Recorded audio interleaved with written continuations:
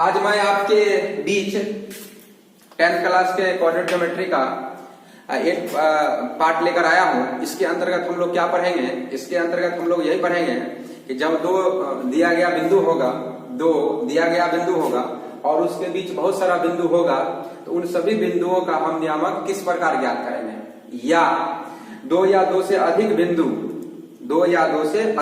होगा, जैसे 3 बिंदु है तो 3 बिंदु में से 2 बिंदु का नियामक मालूम रहेगा, तीसरा बिंदु का नियामक पूछा जाएगा। यदि 4 बिंदु रहेगा तो 4 बिंदु में से 4 बिंदु में से बाकी बिंदुओं का नियामक मालूम रहेगा तो चौथा बिंदु का नियामक ज्ञात करने के लिए कहा जाएगा। जरा देखते हैं एक क्वेश्चन।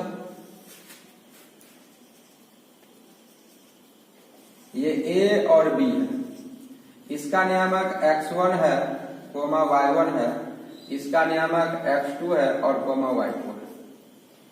अब इसमें क्वेश्चन जब पूछा जाएगा, मध्य बिंदु का जब नियामक पूछा जाएगा तो आप इससे पहले वीडियो में आप पढ़ चुके हैं कि मध्य बिंदु का नियामक इस दोनों के मध्य बिंदु कोई होगा उसका नियामक जब पूछा जाएगा, इस दोनों के भुज को जोड़ के 2 से भाग देना है, इसके कोटि को जोड़ के 2 से भाग देना है, इसके भुज को जोड़ के 2 से भाग देना है, कोटि को जोड़ के 2 से भाग देना है, भुज के भाग को जोड़ के 2 से भाग देना है, कोटि के मान को 2 से जोड़ के 2 से भाग देना है, जिसके मध्य बिंदु का नियामक ज्ञात हो जाता है। अब इसके बीच जो है मध्य बिंदु नहीं रहेगा, कहेगा कि समत्रिभाजित इसके ए और बी जो 2 बिंदु है, इन दोनों बिंदुओं को मिलाने वाली रेखा को समत्रिभाजित किया जाता है। समत्रिभाजित है, समचतुर्थ भाजित किया जाता है, समपंच भाजित किया जाता है। तो उन सभी बिंदुओं का नियामक ज्ञात करें। क्या किया जाता है? समत्रिभाजित यानी 3 बराबर भागों में बांटना है, 4 बराबर भागों में बांटना है, 5 बराबर भागों में बांटना है। तो उन सभी बिंदुओं का नियामक बारी बारी से हम कैसे ज्ञात करते हैं, तो जरा देखते हैं। सबसे पहले समत्रिभाजित बता, तो ये जो है ए बी, इसके बीच में एक बिंदु यहाँ आ गया और दूसरा बिंदु यहाँ आ गया, इसका नाम हमने पी दिया और इसका नाम दिया क्यू। तो अब जरा इसको समझने का प्रयास करें, अच्छे से समझें। ए से बी तक एक रेखा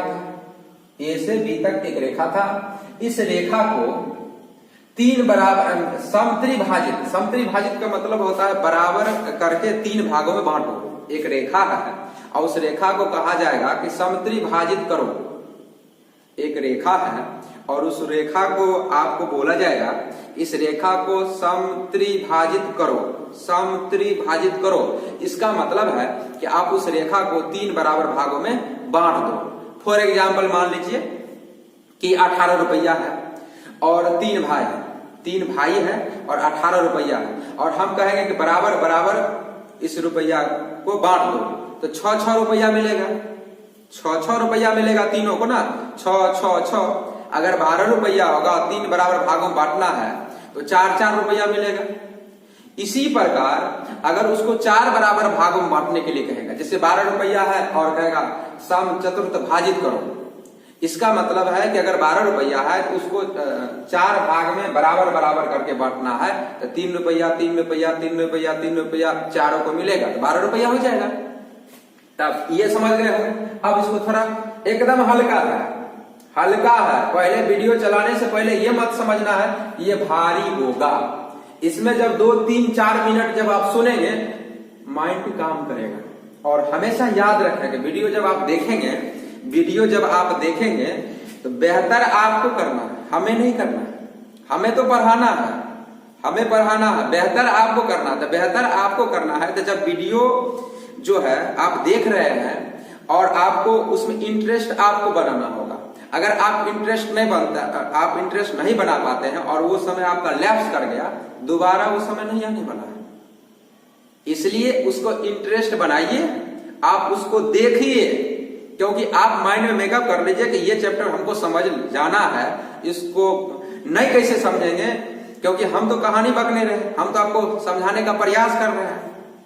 1 बार 2 बार 3 बार समझिए, किताब को पलटिए, जरा गौर कीजिए कि हम आपको ये जो टॉपिक है हम आपको पढ़ा रहे हैं, अभी आप पढ़ रहे हैं, तो जरा देखिए। और सोचने वाली बात है कि हम आपको बुक पढ़ते हैं और उसके बाद पढ़ाते हैं। हम अपने शिक्षकों से पढ़े, हो सकता है कि हम शिक्षक से कम किताब से ज्यादा पढ़े होंगे। आप शिक्षक से पढ़ते हैं आप में से कुछ ही ऐसे बच्चे होंगे जो ज्यादा बुक को पढ़ते हैं, शिक्षक से कम पढ़ते होंगे, बुक से ज्यादा कम पढ़ते होंगे। और हमेशा याद रखिए, जो बच्चे टीचर से कम पढ़ते हैं और बुक से ज्यादा पढ़ते हैं, तो वह व्यक्ति अपने जीवन में अच्छा करने के लिए किसी का मोहताज नहीं रहता। वह विद्यार्थी अच्छा करता है, वो विद्यार्थी अच्छा करता है। तो जरा सोचिए कि वह व्यक्ति जो किसी टीचर से नहीं पढ़ाई किया और वो टॉपर बन गया, आप सोच रहे हैं ऐसा थोड़ा होता।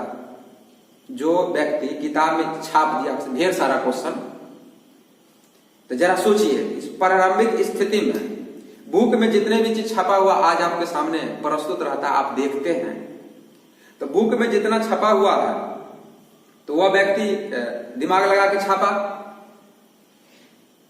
क्वेश्चन को सोच के किताब में छापा। आज उसका रूल दिया हुआ है, आप बना नहीं पाते हैं। रूल खोजने की बात तो दूर है, रूल खोजने की बात तो दूर है, रूल खोजने की बात दूर है। उस फार्मूला पर जो क्वेश्चन दिया हुआ है, उस क्वेश्चन को आप सेट कर नहीं पाते हैं कि कैसे सेट करेंगे तो क्वेश्चन बनेगा। आप जरा सोचिए कि जो व्यक्ति फार्मूला बनाया होगा वह व्यक्ति कितना महान होगा, जो फार्मूला को पैदा किया वह व्यक्ति कितना महान होगा। और आज आपके सामने फार्मूला पैदा किया हुआ है, सीधा फंडा समझिए ना कि आपको मशीन गन या राइफल या बंदूक आपके सामने है और आपको चलाने के लिए कहा जाता है, तो आप चला नहीं पाते हैं। मान लीजिए चला नहीं पाते हैं, तो आप कितने बड़े गधे हैं, हम हो आपके स्थान पर तो भी हम गधे कहेंगे कि हम कितने बड़े गधे हैं कि हम राइफल का तो बना नहीं सकते हैं, लेकिन राइफल चलाने नहीं आ रहा, राइफल चला नहीं पा रहे हैं, कितने बड़े गधे हैं। जबकि जो व्यक्ति राइफल को बनाया होगा, जरा सोच लीजिए वो कितना महान होगा, कितना महान होगा। तो उसी प्रकार गणित में कोई भी चैप्टर है तो वो आपको हल्का लगेगा जब आप उसका फार्मूला याद कर लीजिएगा। फार्मूला याद कर लीजिएगा, जिस प्रकार आप मोबाइल खरीदते हैं, तो मोबाइल जब आप खरीद लेते हैं तो मोबाइल वाले दुकान से कभी नहीं पूछते भाई हमको चलाने नहीं आता है बताओ। आप स्वतः आपके माइंड में इतना कॉन्फिडेंस आ जाता है कि आप समझ जाते हैं कि क्वेश्चन मोबाइल हम चला लेंगे। बगल वाले का मोबाइल में कुछ गड़बड़ हो जाता है तो तुरंत आप मांगते हैं कि लाइए हम ठीक कर देते हैं, जबकि आप भी अंदाजे ही ठीक करते हैं, कुछ से कुछ बटन चलाते हैं और कर लेते हैं, और कुछ बटन दबाते दबाते आपको कुछ हद तक जानकारी हो जाती है। ठीक उसी प्रकार ये गणित आप जब पढ़ रहे हैं तो गणित में हमेशा याद रखिए कि आज के समय में तो आज ऑनलाइन पढ़ते हैं, हम लोग जब पढ़ते थे तो उस समय ऑनलाइन क्या है, वीडियो क्या, यूट्यूब क्या, कोई जानकारी नहीं थी। तो हम विशेष बात नहीं करेंगे, हमारी बात हम उम्मीद करते हैं कि अच्छी लगी हो, आप इनर्जेटिक बने, इनर्जेटिक। तो जरा देखिए कि हम 12 रुपया की बात कर रहे थे, उसको 3 बराबर भागों में बांटेंगे तो 4-4 रुपया, ये यहां से यहां तक 12 है, ये भी रेखा है, इसको 3 भागों में बांटना है तो 12 है, ये कितना आएगा 4, ये कितना आएगा 4 और ये कितना आएगा 4। अब हमको पी का नियामक जब निकालेंगे तो ए पी और बट्टा पी भी मालूम होना चाहिए। तो लीजिए ए पी और बट्टा पी भी लिख रहे हैं, ए पी और बट्टा पी। तो बताइए कितना भाग था, कितना भाग है, 12 रुपया कितना भाग है, 2 भाग है ना, यानी 8 रुपया। तो ऊपर में 8 लिखोगे, इधर 4 लिखोगे, काटोगे कितना आएगा 2। आप अगर 18 लेते हो, ये 12 लिखोगे, ये 6 लिखोगे तो कितना आएगा 12, 2 अनुपात 1 ही आएगा। तो अनुपात लेना है, अनुपात। ये हम एग्जाम्पल बताए थे कि अगर 12 लेते हो तो ये 8 होगा और ये 4 था, 8/4 तो 2 आएगा। 18 लेते हो पूरा, 3 बराबर भागों में बांटते हो, ये 6 आएगा, 6 आएगा, 6 आएगा। तो ये इसका जब हम बोलेंगे इधर से जितना होगा 100, इधर से जितना होगा 100, इस पूरे में इसके पूरे से भाग दे दो, जो आएगा वही अनुपात होगा। इधर 12 होगा, इधर 6, तो हमेशा कितना आएगा 2 अनुपात 1 ही आएगा, ये आ जाएगा 2 अनुपात 1।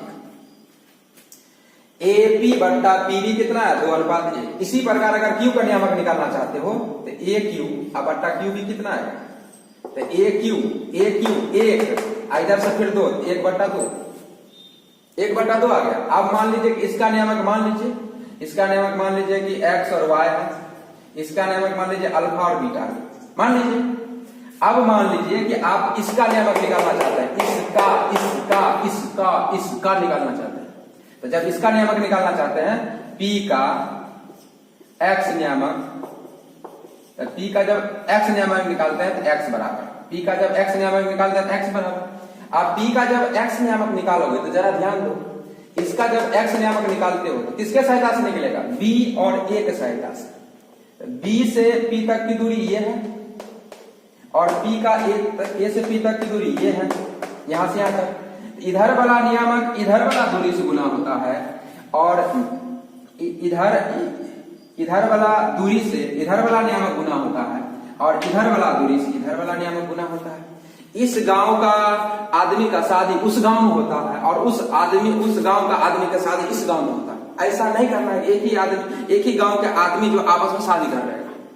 हमेशा याद रखना, इधर वाला उधर, उधर वाला इधर वाला उधर, उधर वाला इधर वाला दूरी इधर वाला से गुना होगा नियामक से और इधर वाला दूरी इधर वाला नियामक से गुना होगा। तो जरा देखिए, जब हम p का x नियामक निकालेंगे तो इसके भुज पर विचार करो। जब इसके भुज पर विचार करोगे तो ये नियामक इधर वाला दूरी से गुना होगा। ये पूरा कितना है पार्ट 2, आप लिखोगे 2 गुने x2 हो गया, यानी 2x2। अब इधर वाला दूरी से गुना करोगे, इधर x1 गुने 1 करोगे तो हो जाएगा x1 अब बट्टा 2 इधर है और 1 इधर 3 हो गया x नियामक। अब इसी प्रकार y नियामक निकालते हो तो इसका y वाला है 2 अब गुने y2 हो जाएगा, अब प्लस ये y1 गुने 1 तो y1 अब बट्टा 3 आ जाएगा। इस तरह से p के नियामक आप ज्ञात कर लिए। अब इसका मान दिया रहेगा, अंक लगाना, वैल्यू पुट कर दो, यहाँ 3 4 यहाँ 6 8 अपना मान रख दोगे, हो गया। लेकिन हमेशा नीचे में आएगा 3 3 आएगा। अब देखिए q का x नियामक निकालना चाहते हो, तो जब q का x नियामक निकालना चाहते हो, q का x नियामक, तो बोलो अल्फा बराबर क्या लिखोगे, अल्फा, इसका भुज है ना अल्फा, तो इसके भुज और इसके भुज से निकलेगा। जब इसका भुज निकालोगे, इसका भुज निकालोगे तो इसके भुज और इसके भुज से, तो बताओ ये दूरी किससे गुना होगा, ये दूरी इधर वाला नियामक से गुना होगा और ये दूरी इधर वाला नियामक से गुना होगा। इधर वाला नियामक क्या है x2, x2 वाला कितना से गुना होगा 1 से, क्या होगा x2 प्लस ये x1 है, x1 इधर नियामक है, ये कितना दूरी से गुना होगा 2 से, ये हो जाएगा 2 गुने x1 अब बटा क्या हो जाएगा 3, ये 1 और 2 3। अब q का y नियामक निकालना चाहते हैं, यानी बीटा इसके y से निकलेगा, तो y वाला कितना से गुना होगा 1 से, क्योंकि इधर वाला इस नियामक से गुना होगा और ये पूरा दूरी इस नियामक से गुना होगा, तो y2 गुने 1, तो y2 और प्लस इधर वाला क्या है y1 कितना से गुना होगा 2 से, 2y1 अब बटा 3। इस तरह से जो है आप कोई सरल रेखा है और वह सरल रेखा को समत्री भाजित किया जाता है। इस तरह से जो है आप मेन याद रखना है कि हम अगर इस यहां से यहां तक दिया हुआ है, इसमें अगर इस बिंदु का नियामक ज्ञात करना चाहते हैं तो इतना बटे इतना कितना होगा, यही मेन मालूम करना है। अगर हम इसका नियामक निकालना चाहते हैं तो ये पूरा पार्ट बटा ये पूरा पार्ट का रेशियो क्या होगा। जब हमें रेशियो निकल जाएगा तो बस वही बात, इधर वाला पार्ट उधर वाला नियामक से गुना होगा, इधर वाला पार्ट इधर वाला नियामक से गुना होगा और दोनों पार्ट में जोड़ के भाग दे देंगे। इस तरह से हमें उसके बीच के बिंदुओं का नियामक मालूम हो जाएगा। अब हम देखते हैं एक और क्वेश्चन लास्ट। ये एक सरल रेखा है ए और बी, ये एक सरल रेखा है, इसको 4 भागों में बांटना, 4 बराबर भागों में बांटना है। लीजिए 1 2 3। अब ये आपस बराबर और इसका नाम दे देते हैं, ये P ले लीजिए, ये Q ले लीजिए और R ले लीजिए। तो इसको कितने बराबर भागों में बांटा हुआ है 1 2 3 4। अब फिर वही देखिए रेशियो, अगर हमें R का नियामक मालूम करना है तो AR बटे R भी चाहिए, हमें Q का मान निकालना है तो AQ बटा Q भी चाहिए, हमें P का नियामक निकालना है तो AP बटा P भी चाहिए। ठीक है, तो चलिए हम P का नियामक निकालना चाहते हैं, P का, तो AP बटे क्या चाहिए PB।